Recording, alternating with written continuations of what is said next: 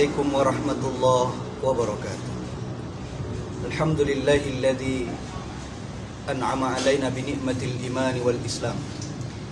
Asyhadu an la ilaha illallah wahdahu la syarikalah. Wa asyhadu anna sayyidana Muhammadan abduhu wa rasuluhu la nabiyya ba'da. Allahumma salli ala sayyidina Muhammad wa ala alihi wa ashabihi wa man tabi'ahum bi ihsanin ila yaumiddin, amma ba'd. Pemirsa dimanapun kita berada, marilah kita memuji Allah Subhanahu wa ta'ala, karena Allah Subhanahu wa ta'ala telah memberikan limpahan kasih dan sayang kepada kita. Mari kita berselawat kepada Rasulullah Muhammad sallallahu alaihi wasallam, Nabi yang telah banyak mengajarkan kita tentang betapanya hidup ini harus diawali dengan akhlak yang paling mulia. Ada orang yang berilmu tanpa adab, tanpa akhlak, maka ilmunya menjadi sebuah kesia-siaan. Maka bersyukurlah kita menjadi umat Rasulullah sallallahu alaihi wasallam, karena Rasulullah telah memberikan contoh kepada kita, dan Allah Subhanahu wa taala telah mengatakan bahwasanya Rasulullah adalah suri tauladan yang baik bagi kita semua. Kaum muslimin yang dirahmati oleh Allah Subhanahu wa taala, maka masih dalam momen terus berupaya kita memperingati lahirnya Rasulullah. Bukan hanya yang kita perhatikan adalah kenduri maulidnya, tapi bagaimana seluruh sunnah-sunnah Rasulullah ada di dalam kehidupan kita. Maka tujuan kita menghidupi sunnah itu semata-mata adalah yang pertama sebagai bentuk kecintaan kita kepada Rasulullah Muhammad sallallahu alaihi wasallam, dan yang kedua agar kita menjadi hamba Allah Subhanahu wa taala yang nantinya dekat dengan Rasulullah di yaumil qiyamah. Setidaknya ada 3 cara agar kita bisa dekat dengan Rasulullah di yaumil qiyamah. Yang pertama adalah bagaimana kita bisa setiap waktu, setiap saat berselawat kepada Rasulullah Muhammad sallallahu alaihi wasallam. Allah Subhanahu wa taala bahkan mengajak kita, para malaikat dan Allah sendiri pun berselawat kepada Rasulullah sallallahu alaihi wasallam. Innallaha wa malaikatahu yusholluna 'alan nabi ya ayyuhalladzina amanu shallu 'alaihi wasallimu taslima. Sesungguhnya Allah dan para malaikat berselawat kepada Rasulullah. Hai orang-orang yang beriman, shallu 'alaihi, selawatlah engkau kepada Rasulullah, maka mudah-mudahan engkau menjadi orang yang selamat. Maka kaum muslimin, jamaah yang dimuliakan Allah Subhanahu wa taala, selawat itu merupakan menunjukkan sebuah kecintaan. Orang yang senantiasa cinta, dia akan sering ingat kepada orang yang dia cintai. Maka ketika kita merasakan diri menyatakan bahwa kita cinta kepada Rasul, maka berselawatlah kita kepada Rasulullah sebagai bukti cinta kita kepada Rasulullah. Berselawat kita dalam kondisi apapun, seperti apapun keadaan kita, jangan lupa kita berselawat kepada Rasulullah. Baik sedang berada di kantor, baik sedang berjalan, ataupun sedang ingin tidur, berselawatlah kita sebagai bukti cinta kita kepada Rasulullah. Berselawat juga bukan hanya dari lisan kita, tapi bagaimana segala tindak tanduk, sifat dan tabiat yang ada pada Rasul itu ada pada diri kita. Kita implementasikan nilai-nilai yang telah Rasulullah contohkan dalam kehidupannya, baik sebagai kepala negara, baik sebagai kepala keluarga, ataupun dalam hidup apapun sebagai manusia.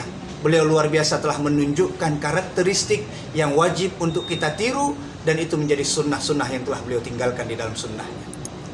Yang kedua, sebelum kita juga berselawat kepada Rasulullah, maka yang kedua yang bisa kita lakukan agar kita bisa dekat dengan beliau nanti di yaumil qiyamah adalah ketika kita mampu terus berupaya menyantuni, memelihara dan menjaga anak yatim yang ada di sekitar kita. Menjaga beliau ini bukan hanya ditentukan setahun sekali, tapi bagaimana setiap waktunya kita diberikan kelebihan oleh Allah. Kalaulah ada harta benda, bagi ke anak yatim.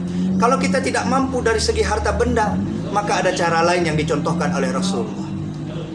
Rasulullah sallallahu alaihi wasallam suatu hari pernah mendapati ada seorang anak yang dalam keadaan murung, bersedih hati. Di hari raya dia bersedih hati. Maka Rasulullah datangi anak itu seraya beliau katakan, kenapa engkau bersedih wahai anak-anak? Kenapa engkau murung di saat ada anak-anak lain yang sedang begitu menggembirakan? Maka beliau katakan, bagaimana saya tidak sedih di saat orang lain memiliki anak, memiliki orang tua, memiliki keluarga, dan kemudian hari ini mereka pakai pakaian yang baru, saya tidak memiliki apapun. Maka kemudian Rasulullah katakan kepada anak itu, maukah engkau jadi teman mainnya Hasan dan Husain? Dan maukah engkau menjadi saudaranya Fatimah?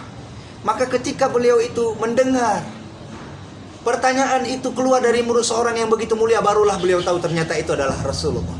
Maka kemudian anak ini dipulang oleh Rasulullah, dimandikan, diganti pakaiannya. Maka kemudian yang tadinya bersedih, sudah sangat luar biasa cerianya.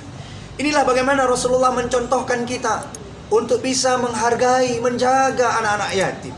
Bahkan kata Rasulullah, nanti di sorga, aku dengan orang yang menjaga anak yatim di dunia seperti jari telunjuk dengan jari tengah. Sebegitu dekatnya dengan Rasulullah.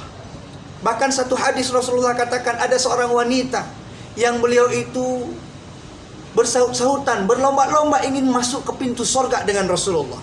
Sehingga beliau katakan, siapa engkau wahai wanita, yang hari ini engkau diberikan kemudahan bisa nyelonong ke dalam pintu sorga, dan waktu timingnya sama dengan timingku. Maka perempuan itu mengatakan, aku dulu hidup di dunia, senantiasa aku memelihara dan menjaga, mengusap anak yatim, menjaga mereka. Kesedihan mereka aku ganti dengan kebahagiaan. Maka kalaulah kita ingin berpapasan masuk sorga dengan Rasulullah, jadikanlah fasilitas anak yatim itu sebagai bentuk keyakinan kita, agar kita bisa juga berlomba-lomba dengan Rasulullah dalam masuknya surga Allah. Yang ketiga, agar kita merasa dekat menjadi qarib Rasulullah di dalam surga nanti, adalah ketika kita diamanahkan menjadi pemimpin, maka kita betul-betul menjaga amanah itu. Kata Rasulullah, di yaumil qiyamah nanti ada 7 golongan yang akan diberikan naungan oleh Allah Subhanahu wa ta'ala. Salah satu daripada orang-orang yang diberikan naungan itu, tidak ada naungan kecuali naungan Allah. Illa dhilluhu. Siapa mereka? Salah satunya kata Rasulullah adalah al-imamun adil, pemimpin yang adil. Dalam kategori ini boleh jadi pemimpin negara atau pemimpin dalam pemerintahan.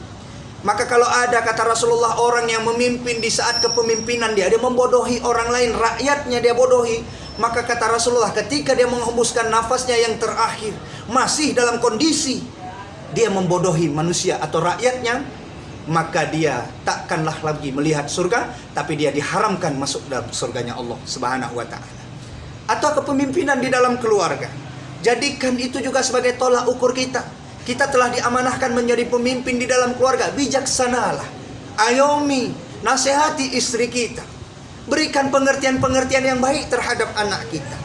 Maka insya Allah ketika kita sudah mampu menjaga amanah pemimpin dalam keluarga itu, insya Allah kita betul-betul akrab dengan Rasulullah.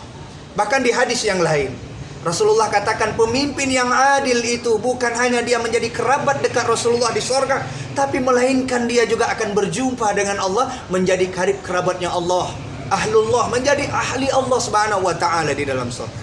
Maka mudah-mudahan dengan momentum Rabiul Awal, Rabiul Akhir, Jumadil Awal, Jumadil Akhir, yang memang betul-betul menjadi budaya kita untuk memeriahkan hari lahirnya Rasulullah, bukan hanya kita euforia terhadap makanan yang melimpah, tapi bagaimana kita bisa euforia dengan sunnah-sunnah yang ditinggalkan oleh Rasulullah Muhammad Sallallahu Alaihi Wasallam. Mudah-mudahan insya Allah kita mendapatkan syafaat Rasul di yaumil qiyamah, dan mudah-mudahan dalam hidup di dunia ini kita dapat senantiasa menjadikan Rasulullah sebagai qudwah dan teladan kita. Mudah-mudahan ada manfaat untuk kami dan kita semua. Jangan lupa video ini di like, share, and subscribe. Usikum wa nafsi bitaqwallah. Assalamualaikum warahmatullahi wabarakatuh.